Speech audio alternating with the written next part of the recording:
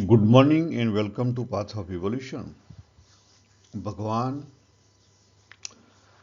ભગવદ્ ગીતાની અંદર અધ્યાય 3ની અંદર અર્જુનજીને સમજાવવાનો પ્રયત્ન કરે છે કે દરેકની પોતાની પર્સનાલિટી હોય.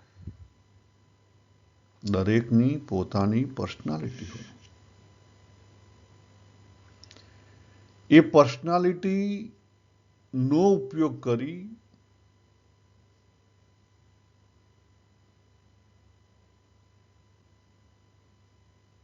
અને એનાથી પર થવાનું છે. એ પર્સનાલિટીનો ઉપયોગ કરી એથી પર થવાનું છે. ભગવાને શરૂઆત કરી કે ભાઈ કર્મ વગર આ જીવન નહીં ચાલે, બરાબર. પછી ભગવાન લઈ ગયા કે આ સમષ્ટિ છે, પરમાત્માની બનાવેલી સમષ્ટિ. પરમાત્માએ પોતાનું લોહીનું પાણી કરીને બનાવી અને એમાં તું એક જીવ છે, તો જીવનું પણ પોતાની એક ફરજ છે. પોતાની એક ફરજ છે, રિસ્પોન્સિબિલિટી છે કે પ્રકૃતિને હર્ટ કર્યા વગર જીવન જીવે. જેટલી શક્ય બને એટલું પ્રકૃતિને આપણે ઓછામાં ઓછું નુકસાન પહોંચાડીને જીવીએ, પ્રકૃતિની સાથે હળીમળીને જીવીએ. જે કોઈ બાર સમાજમાં છે એની સાથે હળીમળીને જીવીએ. એ વાત ભગવાન કહેવા માંગે છે. ભગવાન સારનો સાર શું કહેવા માંગે છે કે તને જે કોઈ સાધનો મળ્યા છે, પહેલું સાધન એ તારી પોતાની પર્સનાલિટી. તે પોતે અનેક જન્મોથી સાધના કરીને પર્સનાલિટી ડેવલપ કરી છે.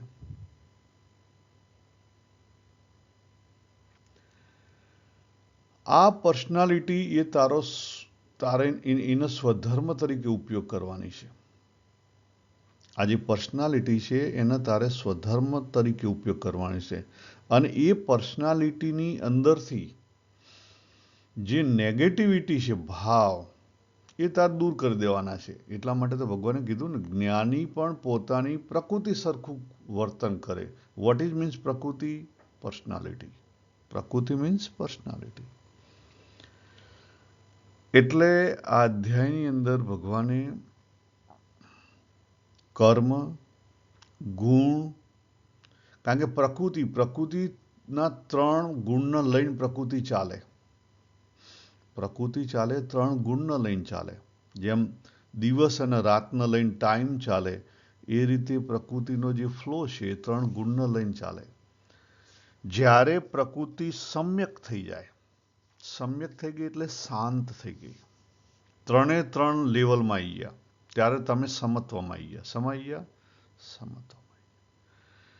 પછી તમને પ્રકૃતિ ડૂબાડી ના શકે. જેમ આપણે તરતા શીખતા હોઈએ એટલે આપણને ડૂબી જવાની બીક લાગે, પણ જેને તરતા આવડ્યું હોય, તમે જો શાંતિથી ગમે તેવો ઊંડો કૂવો હોય તો ઉપર પડ્યો રહે, ગમે એટલું પાણી ભરેલી વાવ હોય તો ઉપર પડ્યો રહે.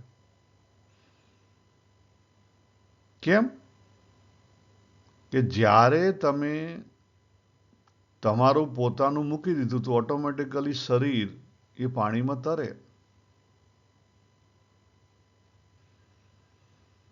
આપણે ત્યાં ડેડ સી હે, બરાબર.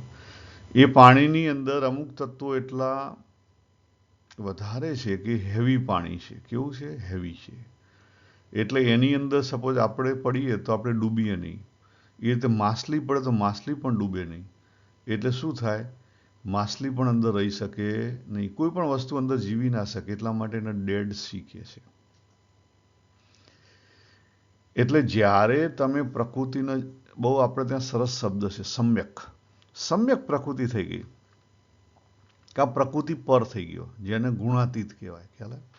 આ બધી વાતો છે ભગવાન પાછળથી કરશે, પણ બહુ ગુણમાં ફસાવાની જરૂર નથી, પરંતુ સાચા અર્થમાં પોતાની પ્રકૃતિ જાણવાની જરૂર છે. આપણે આગળ જોઈએ. ભગવાને વાત કરી હતી કે બીજાનો ધર્મ. બીજાનો ધર્મ એટલે બીજાની પ્રકૃતિને અનુરૂપ જે વર્તન હોય એ બીજાનો ધર્મ કહેવાય. પોતાનો ધર્મ એટલે પોતાની પ્રકૃતિને અનુરૂપ જે પોતાનું બહાર કર્મ કરવાનું છે એ પોતાનો ધર્મ કહેવાય. દાખલા તરીકે રાજકારણ છે, બરાબર, મેનેજમેન્ટ છે, જે આઉટસ્પોકન હોય, એક્સ્ટ્રોવર્ટ હોય, એના માટેના એ બધા કામ ધંધા છે. એ બધા એના માટેના કામ ધંધા છે. તમારી પર્સનાલિટી એ અનુરૂપ ના હોય તો તમે એની અંદર ફેલ જો. સિમ્પલ, આટલી વસ્તુ વિચારવાની છે.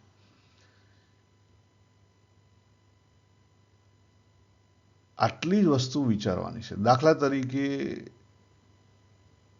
કેટલાક લોકોને નેચરલી સંગીત ફાવતું હોય, ક્રિએટિવિટીમાં સંગીત ફાવતું હોય, સંગીત વગાડવું, બધા અન્ય વાજિંત્રો, અને કેટલાક મારા જેવા હોય કે સ્પેશિયલ ટીચર રાખે, વરસ ક્લાસમાં જાય, છતાં એના સારે ગમ ના આવડે તો ન આવડે. ખ્યાલ દરેક વસ્તુ આવડે નહીં. એ પોતાની પર્સનાલિટી હોય ને તો બહાર નીકળે, નહીં તો ના નીકળે. તો શું કરાય? તો પછી એટલી વસ્તુ 1 વર્ષ પ્રયત્ન કર્યો, સમજી લેવાનું કે આપણું કામ નથી, આપણું બીજું કામ છે. એનો શું થયો કે એની અંદર લોભાવાનું નહીં, એની અંદર લોભાવાનું નહીં. ત્યારે અર્જુનજીએ પ્રશ્ન પૂછ્યો, આ બધી વસ્તુની વાત થઈ પછી અર્જુનજીએ પ્રશ્ન પૂછ્યો કે ભગવાન, તો પછી માણસ જાણીને પાપ કેમ કરે છે? કારણ કે માણસ પ્રકૃતિને વશ છે. અને બીજી વસ્તુ, પ્રકૃતિને વશ છે સિવાય એક મોટો અગત્યનો પોઈન્ટ છે કે જાણીને પાપ કેમ કરે છે? કારણ કે એને સાચા અર્થમાં ખબર જ નથી એ શું કરી રહ્યો છે. બેહોશીમાં છે. માણસ બેહોશીની અંદર જીવી રહ્યો છે.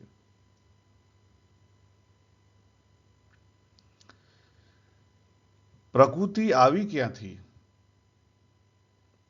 પ્રકૃતિ આવી ક્યાંથી? એ પ્રશ્ન થાય ને. તો જો આજે દેખાય છે કે પરમાત્મા તત્વ એક જ પહેલા હતું, એ તત્વમાંથી 2 તત્વ ઊભા થયા, શિવ અને શક્તિ. બરાબર? પુરુષ અને પ્રકૃતિ 2 અલગ નથી, 2 એક જ છે. આપણી અંદર પણ પુરુષ અને પ્રકૃતિ છે. એમાંથી આખું જગત બન્યું. મારી અંદર પણ પુરુષ અને પ્રકૃતિ છે. પુરુષના આધારે આ પ્રકૃતિ ઊભી છે, અને પ્રકૃતિ પરિવર્તનશીલ છે. એટલા માટે હું નાનેથી મોટો થયો, ખ્યાલ આવ્યો, એનું પરિવર્તન આવ્યું. આ જે મારી પ્રકૃતિ વહી રહી છે, શું થઈ રહ્યું છે? વહી રહી છે. આપણને જ્યાં સુધી આપણું સાચું સ્વરૂપ સમજાય નહીં ત્યાં સુધી આ ચાલ્યા જ કરવાનું. હવે જો થોડોક વિચાર કરો, આપણે ત્યાં સંત મહાત્માઓ વાત કરે છે કે આપણે આ જગતની અંદર જ્યાંથી જગત બન્યું ત્યાંથી આવ્યા છીએ. એટલે કેટલા વર્ષો થયા? બિલિયન્સ ઓફ યરથી આપણે છીએ. આ બાબુ બિલિયન્સ ઓફ યર્સથી છે. યસ. એક નાનો જીવ બાબુ એ જ્યારે બ્રહ્માંડ નવું બન્યું એટલે એક જીવ તરીકે આવ્યો.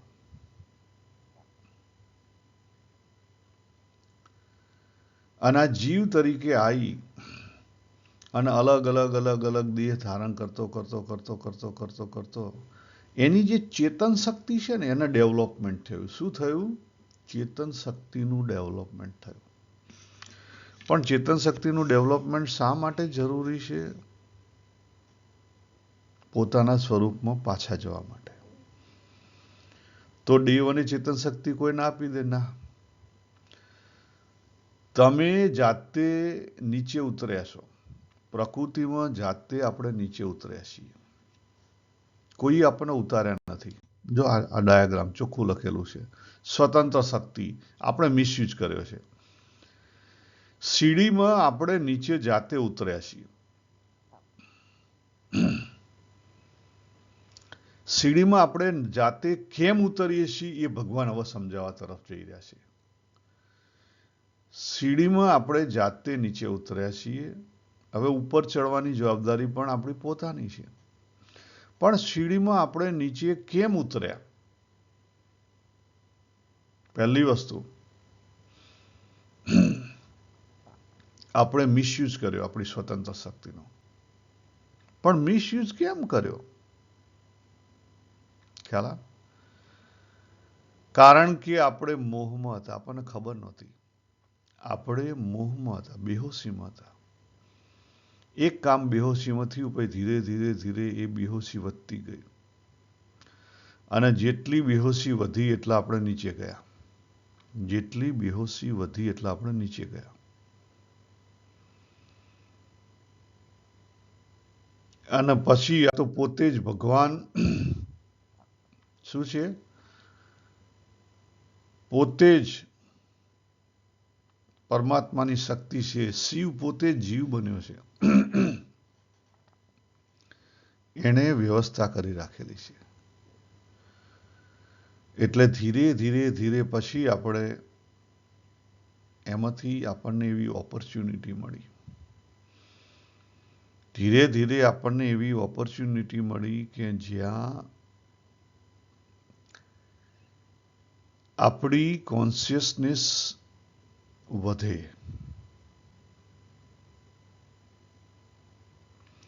જો અત્યારે હાલ પથ્થરો છે, અને પથ્થરો જેવા જે કોઈ છે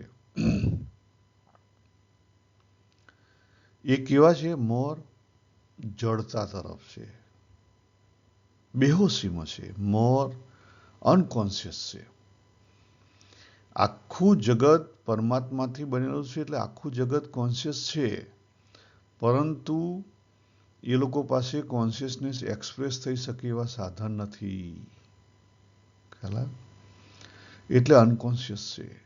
આપણે પણ જો માના પેટમાં આવ્યા ત્યારે આપણે કેવા હતા? સબકોન્શિયસ જીવતા હતા. આપણને એક વખત કોન્શિયસનેસ હોય તો તમે માના પેટમાં 5 મહિના રહી શકો? કારણ કે જીવ લગભગ કેટલા 21 વીકે આવે ને, 21 વીકથી લઈને જે કોઈ 9 મહિના પૂરા થાય ત્યાં સુધી તમે રહી શકો ખરા? એ બંધનમાં રહી શકો ખરા? વિચાર કરો, ના રહી શકાય.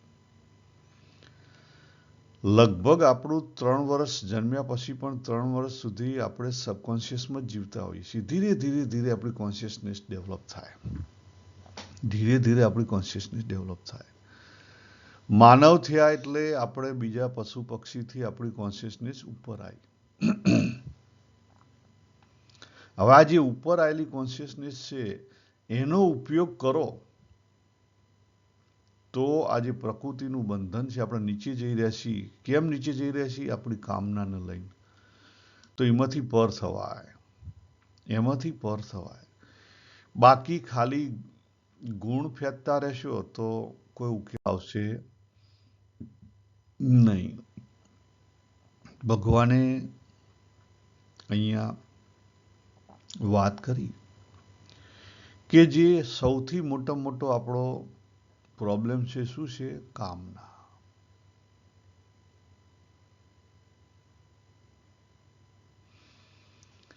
કામનાને લઈ અને બીજી બધી જ વસ્તુ છે. કામ, ક્રોધ, લોભ, મોહ, મદ, મત્સર, ઈર્ષા. આ કામનાએ આપણને ઉપર નથી આવવા દેતી. અત્યારે હાલ આપણે મનુષ્ય તરીકે ફાઇટિંગ કોની સાથે કરવાની? એકમાત્ર કામના સાથે. અને એના સાધનો ભગવાને આપ્યા છે. આપણે જે જગ્યાએ જન્મ્યા છીએ, જો પહેલી વસ્તુ આપણને ભગવાને કયું સાધન આપ્યું લડવા માટે? આપણી પોતાની પર્સનાલિટી, નંબર 1. નંબર 2, આપણે જ્યાં જન્મ્યા છીએ, આપણા મા બાપ, સગા સંબંધી, બધી જ વસ્તુ આપણને સપોર્ટિંગ થાય, ભ્રમરૂપ થવામાં સપોર્ટિંગ થાય એટલા માટે આપેલી છે. એમને નથી આપી. આપણે ઉપયોગ કરીએ છીએ, એ તો આપણો પ્રોબ્લેમ છે. આપણે ઉપયોગ કરીએ છીએ ના, એ તો આપણો પ્રોબ્લેમ છે. તો ઉપયોગ ક્યારે કરશો? લાકડામાં જઈ?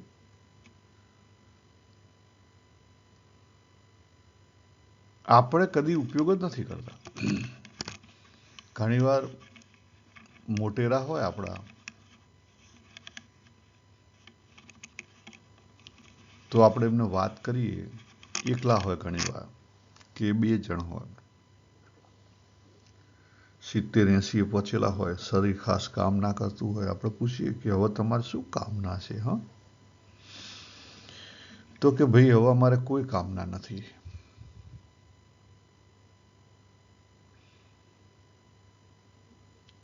પણ પછી ધીરે ધીરે ધીરે વાતચીત કરી અને થોડીક વધારે વાતચીત કરીએ પછી અંદરથી નીકળે બધી. શું નીકળે? પહેલી તો હીનતા ને દીનતા નીકળે. પહેલી શું નીકળે? હીનતા ને દીનતા. રિગ્રેટ બધા નીકળે આખા જિંદગીના. અને પછી આપણે કહીએ ઘણી વાર કે તમને આટલી ખબર પડી તો હવે તો કંઈ સુધારો, હવે તો કંઈક સુધારો. તો સરસ જવાબ બહુ ઘણી બધી જગ્યાથી મને મળેલો છે, હું તમને અહીંયા કહું કે હવે આખી જિંદગી કર્યું ને હવે કરીને શું કરી લેવાના, એમ થોડા આપણે ભ્રમરૂપ થઈ જવાના છીએ. પતી ગયું, પાણી ઠંડુ રેડી દે. પછી આપણે થોડું થોડું એમની જોડે ઉકેલાઈએ તો નીકળે, અંદરથી કામનાઓ નીકળે કે હજી તો શરીર સારું રહે તો અહીંયા જવું છે, મારી એક છોકરી અહીંયા છે, એના છોકરા છે, એના છોકરાના છોકરા આવવાના છે, ખ્યાલ? મારા ભાઈબંધો બધા, બેનપણીઓ કે ભાઈબંધો બધા અહીંયા છે, એમને એકવાર મળવા જવાની ઈચ્છા છે. હજી કામનાઓ છે, હજી મોત દેખાતું નથી. વિચાર તો કરો. આપણે ત્યાં જો અત્યારે હાલ પ્રેસિડેન્ટ બીડન અથવા પ્રેસિડેન્ટ બાઇડન, જે તમે નામ દેતા હોય, બીડન કહો કે બાઇડન કહો, તો એ પ્રેસિડેન્ટ છે અને પોતે સ્ટેજ ઉપર ફ્રીઝ થઈ જાય છે. એ પોતાના વિડીયો જોઈ શકે છે પછી, છતાં એને એવું દેખાતું નથી કે સામે મારું મોત આવી રહ્યું છે. વિચાર તો કરો, કેટલી કામના છે, એ છોડી શકતા નથી. એ છોડી શકતા નથી.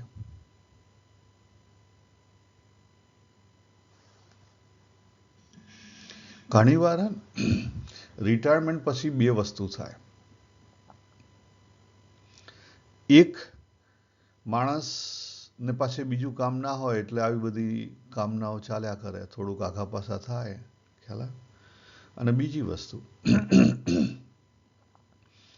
ઘણીવાર માણસ ફ્રીઝ થઈ જાય. એટલે શું થઈ ગયું? ફ્રીજ એ ડિપ્રેશન છે. જ્યારે માણસ ડિપ્રેશનમાં જતો રહે, કારણ કે બહુ ઇગોઇસ્ટ માણસ હોય, બહુ મોટી પોઝિશન ઉપરથી આવ્યો હોય અને પછી એને હર્ટ થાય, કારણ કે કોઈ શેંકણી પણ ના લે. ઉતર્યો અમલદાર કોળીનો, એની કોઈ શેંકણી પણ ના લે. એટલે માણસ શું થઈ જાય? ફ્રીઝ થઈ જાય, ડિપ્રેશનમાં જતો રહે. ડિપ્રેશન એ શું છે? બેહોશી છે. માણસ બેહોશીમાં ગયો ગયો ગયો ગયો અને પછી એ ઝડપથી ઉપર જતો રહે. પછી એ જીવન લગભગ એનું આવી રહ્યું ત્યાં એન્ડ.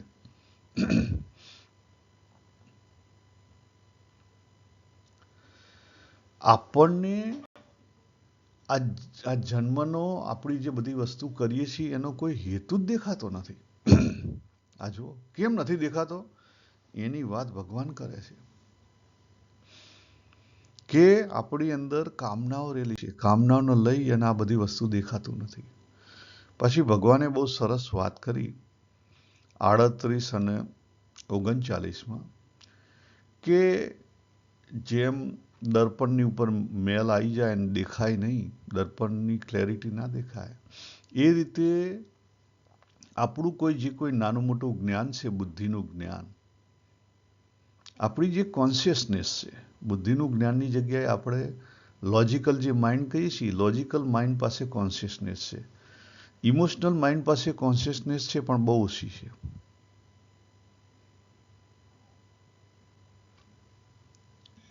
પણ એ નજીક છે એટલે એની પાસે કનેક્ટિવિટીનો પાવર વધારે છે. જો કનેક્ટિવિટી હોય ને, તો હું ગઈકાલે ઇન્ટરનેટનો મારે ત્યાં પ્રોબ્લેમ થયેલો, ત્યારે 5G અને NBNનું ડિફરન્સ જોતો હતો. 5G દૂરથી આવે એટલે પાવરફુલ હોય પણ એની કન્ટિન્યુ કનેક્ટિવિટી ઓછી હોય. જેમ વાઈફાઈ છે દૂરથી હોય એટલે કન્ટિન્યુ કનેક્ટિવિટી ઓછી હોય. જેમ આપણો મોબાઈલ આપણા ઘરના વાઈફાઈથી દૂર લઈ જઈએ તો બંધ થઈ જાય. જ્યારે આપણું લેપટોપ કે કોમ્પ્યુટર ડાયરેક્ટ વાયરથી જોડાયેલું હોય તો એ કન્ટિન્યુ રહે, ભલે કદાચ સ્પીડ ઓછી હોય પણ કન્ટિન્યુ રહે.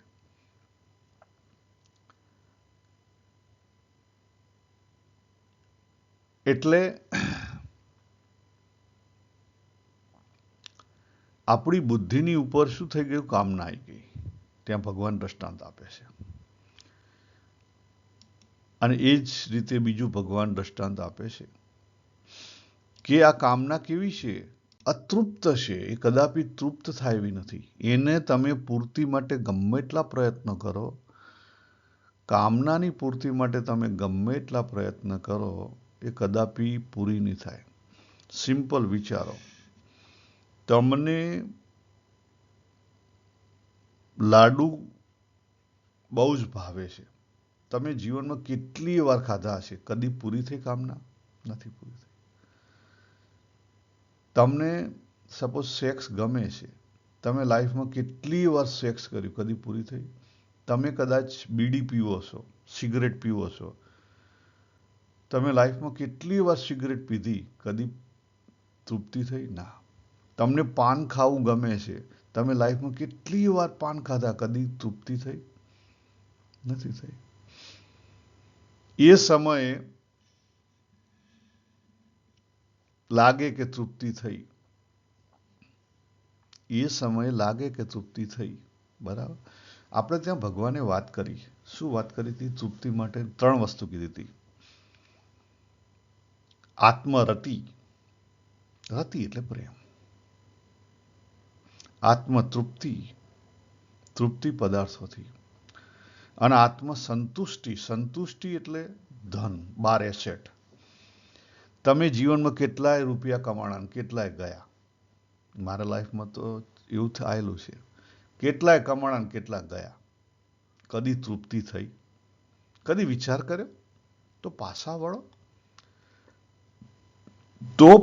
વળો. ક્યારે વળશો? વિચાર કરો. ભગવાન હવે બતાવે છે કે આ જે કામના છે, એને તારે જો દૂર કરવી હોય તો એના પહેલા ઘર જોઈ લે. એ કઈ કઈ જગ્યાએ રહે છે એની જાણકારી ભગવાન આપે છે. તો જે 40 અને 41 શ્લોક છે, તો 40મા શ્લોકમાં આપણે જોઈએ ભગવાન શું કહે છે કે ઇન્દ્રિયો, મન, બુદ્ધિ એ સર્વે આ જે કામના છે એના અધિષ્ઠાન એટલે નિવાસસ્થાન છે. આ કામના ઇન્દ્રિયો, મન અને બુદ્ધિ દ્વારા જ્ઞાનને ઢાંકી દે છે. જ્ઞાન કહેતા કોન્શિયસનેસને. કોન્શિયસનેસને ઢાંકી દઈ જે દેહાભિમાની મનુષ્ય છે, દેહીનમ એટલે જેણે હું આ દેશું, જો હું દેશું એ પ્રોબ્લેમ નથી, હું આ દેશું, જેની પાસે સ્ટ્રોંગ ભાવના છે, એવો દેહાભિમાની. એટલે અભિમાન એ કયું છે? દેહાત્મ અભિમાન એ સાચું અભિમાન છે, બીજું નહીં. હું કામ કર્યું, મેં કામ કર્યું, એ અભિમાન ના કહેવાય. હું કરી દઈશ એ પણ અભિમાન ના કહેવાય. એ તો આપણા સામાન્ય જીવનના શબ્દો છે. જીવન જરૂરી આપણે એના ઉપયોગ કરવા પડે. વસ્તુ શું છે? દેહાત્મ અભિમાન એ સાચું અભિમાન છે, દેહીનમ. તો જે દેહાત્મ અભિમાની મનુષ્ય છે એને શું કરે છે? મોહિત કરે છે, એને ખેંચે છે. એટલે ભગવાને કયા સ્થાન બતાવ્યા? તો આપણે આગળ ભગવાને વાત કરી હતી 34મા શ્લોકમાં. કઈ વાત કરી હતી? ઇન્દ્રિયને ઇન્દ્રિયના વિષયો સાથે ખેંચાણ છે. એટલે પહેલી વસ્તુ થઈ ગઈ ક્યાં? 12 ઇન્દ્રિયના વિષય. પછી બીજી વસ્તુ ઇન્દ્રિય. ઇન્દ્રિય પછી આપણી અંદર શું આવશે? મન આવશે. મન પછી બુદ્ધિ. અને બુદ્ધિ પછી જે આપણે કહીએ ને હું અથવા જીવ કહો કે પછી આઈ સેન્સ કહો. જીવ કરતા આઈ સેન્સ કહેવી એ સારી બાબત છે. બરાબર. પણ એ જીવની અંદર એ રહેલો છે. હવે અહીંયા એક બહુ મોટી સમજવાની વસ્તુ છે, એ આપણે પછી સમજીશું. પણ એક વસ્તુ યાદ રાખો, આપણે જે જીવ બન્યા, જીવ પરા અને અપરામાંથી બનેલો છે. એટલે અપરાની અંદર કામના રહે. કોની અંદર કામના રહે? મૂળ સ્ત્રોત ક્યાંથી આવ્યો? અપરામાંથી. ત્યાં અનેક જન્મથી આપણી કામનાઓ સંગ્રહીને પડેલી છે. એનો ઉકેલ લાવવાનો છે. એનો ઉકેલ કેવી રીતે આવે કે એના આપણે સંતોષી દઈએ, એને આપણે બેલેન્સ કરી દઈએ, સમ્યક, અને નવી ઊભી ના કરીએ. આ બે વસ્તુ થાય, બે કન્ડિશન છે, એક નહીં. 41ની અંદર ભગવાને શું કીધું?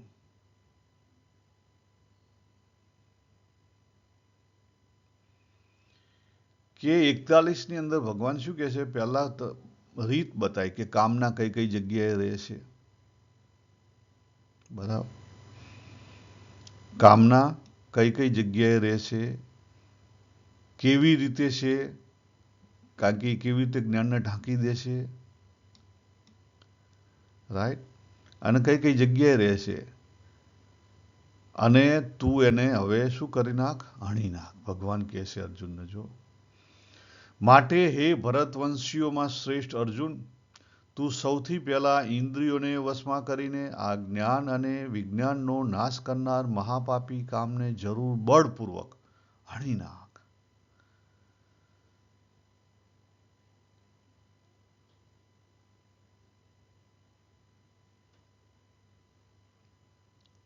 હવે અહીંયા ભગવાને શબ્દ જ્ઞાન વિજ્ઞાન આપેલો છે. ભગવાન 7મા અધ્યાયથી જ્ઞાન વિજ્ઞાનની બહુ વાતો કરશે.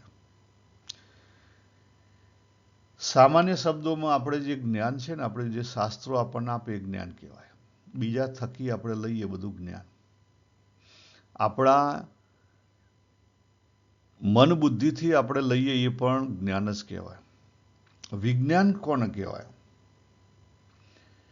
વિજ્ઞાન એ મન બુદ્ધિથી પરનું જ્ઞાન, જેનો અનુભવ આપણને કાયમી છે. દાખલા તરીકે હું જન્મ્યો ત્યારથી મને અનુભવ છે, જ્યારથી મને ખબર છે ત્યારથી મને છે કે હું છું. આ હું છું એ અનુભવ મારો જ્ઞાન છે, એ કદી બદલાતું નથી.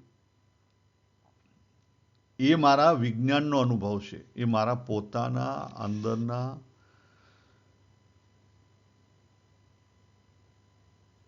જેને તમે જીવ કહો કે આત્મા કહો, એનો અનુભવ છે. મારી પોતાની, જેને હું પોતે કહું સેલ્ફ, એનો અનુભવ છે.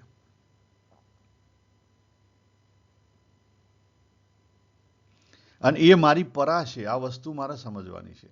બીજી બધી વસ્તુ બદલાઈ ગઈ. જો દરેક સવાર અલગ હોય છે, દરેક સવારનો મૂડ અલગ હોય છે, બધી વસ્તુ અલગ હોય છે, દરેક દિવસ અલગ હોય છે, પણ હું છું આ વસ્તુ એની જ છે.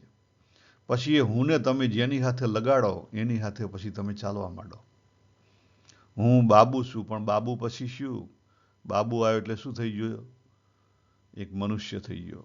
તો મનુષ્યના ધર્મ લાગુ પડે. હું પિતા છું તો પિતાના ધર્મ લાગુ પડે. હું પુત્ર છું તો પુત્રનો ધર્મ લાગુ પડે. હું ઓફિસર છું તો ઓફિસરનો ધર્મ લાગુ પડે. હું પતિ છું તો પતિનો ધર્મ લાગુ. ખ્યાલ આવે? પણ હુંને શું છે? હુંને કંઈ નથી.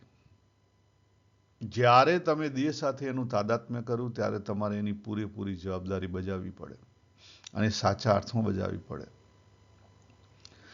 સાચા અર્થમાં કેમ નથી બજાવી શકતા?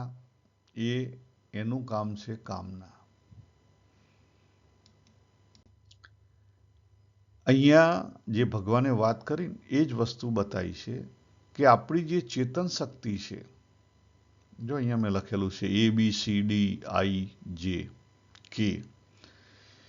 એ એટલે આપણા જીવ લેવલે આપણી ચેતન શક્તિ છે ઉઠે તો જીવમાંથી પહેલી બુદ્ધિમાં આવે. બી એ બુદ્ધિ છે. ત્યાંથી સીની અંદર આપણું મન છે. મનથી આપણું જે ચિત્ત છે એની અંદર આવે, અને ચિત્તમાંથી પછી એ ક્યાં આવે? આપણી આઈ સેન્સ. આઈ સેન્સ એટલે હું બાબુ છું, એ મારી આઈ સેન્સ થઈ. બરાબર? અને એ પછી મારી ઇન્દ્રિયોમાં આવે. અત્યારે હાલ સપોઝ તમે કહેતા હોય તો કે હું બોલનાર છું અથવા હું કથાકાર છું, એટલે આઈ સેન્સ એ કથાકાર, અને જે બોલી રહી છે ઇન્દ્રિયો આઈ સેન્સમાં થઈ અને જેમાં આવે, અને જેમાં થઈને પછી આખી દુનિયામાં જાય. આખી દુનિયામાં જ્યાં પછી જે ગમતી હોય એ વસ્તુઓ વારંવાર એક જ વસ્તુની પ્રેક્ટિસ કરો તે પાછી આવી જાય. વારંવાર એક જ વસ્તુની પ્રેક્ટિસ કરો તે પાછી આવી જાય. તમે ક્રિકેટ રમવાનું શીખો એક જ વાર, પછી ધીરે ધીરે પ્રેક્ટિસ થઈ જાય એટલે પછી તમે રમી શકો. તો એ જ રીતે તમે તરી શકો, એ જ રીતે તમે ગાડી ડ્રાઈવ કરી શકો.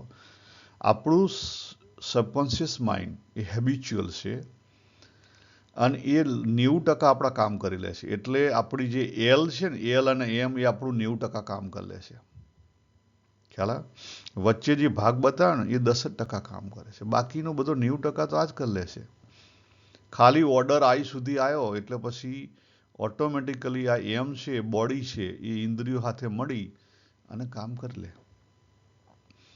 ભાઈ એમાં કઈ બુદ્ધિની જરૂર નથી, કોઈ બુદ્ધિની જરૂર નથી. ના, આજે પિક્ચર બનાવ્યું છે બહુ 3D એટલા માટે બનાવ્યું છે કે આપણે સમજી શકીએ. આ પ્રિઝમ જેવું છે. આપણે પ્રિઝમમાં એક વ્હાઇટ કિરણ નીકળે અને પછી કેટલા મલ્ટી કિરણ થાય ને એવું છે. એ જ ડાયાગ્રામ બીજી રીતે અહીંયા બતાવ્યો છે. સેમ વસ્તુ છે. અહીંયા મેં બધા નાના નાના તીર બતાવ્યા છે. આપણે જવાનું છે પાછું અને આપણે અત્યારે બહાર જે ચેતન શક્તિ નીકળે એ અલગ અલગ અલગ અલગ રીતે નીકળે છે.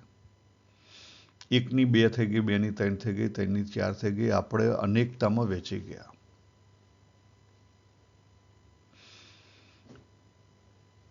તમે કહેશો કે હું તો અનેકતામાં નથી. ચેક કરો જાતે. કેટલા નિર્ણયોમાં તમને ડાઉટ આવ્યા ચેક કરો. તો પછી અનેકતા નથી તો શું છે?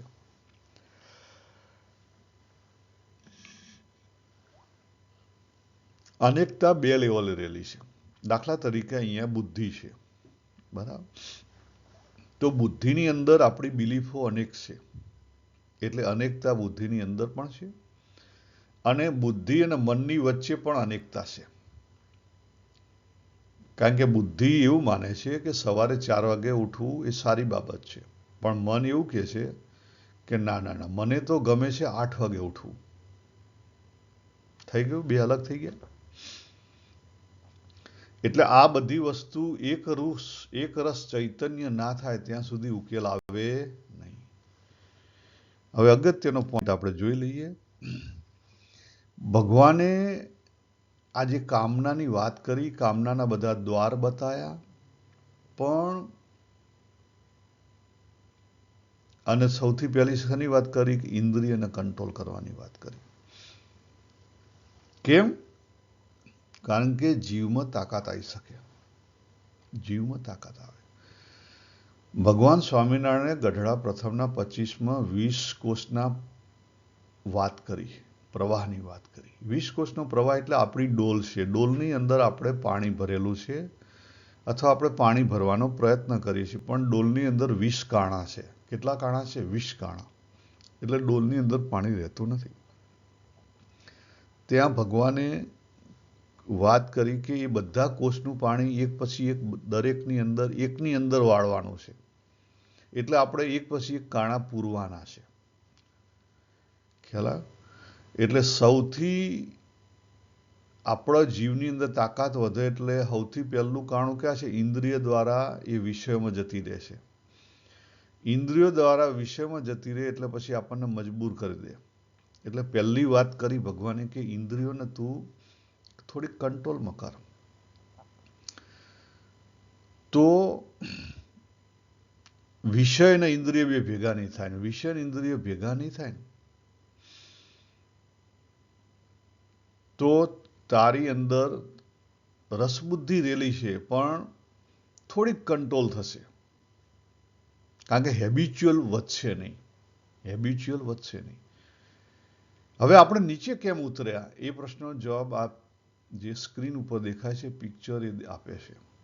આપણે નીચે કેમ ઉતર્યા?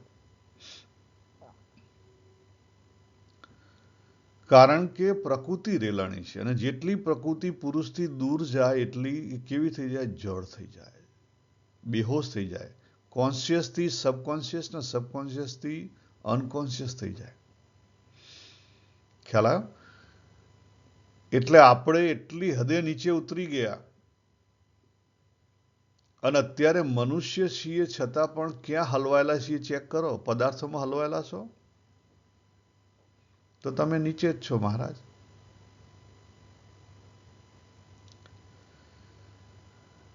આટલું આપણે સમજ્યા.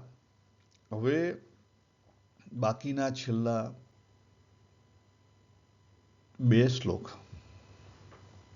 એને આપણે પછી સમજીશું. અને એની અંદર ભગવાન બીજું એક રાજ બતાવે છે કે ખરેખર કામ ક્યાં રહેલો છે અને એને કેવી રીતે કંટ્રોલ કરી શકાય. બરાબર. આપણે અહીંયા પૂરું કરીએ. સર્વેને હરિઓમ તત્સત. હરિઓમ તત્સત.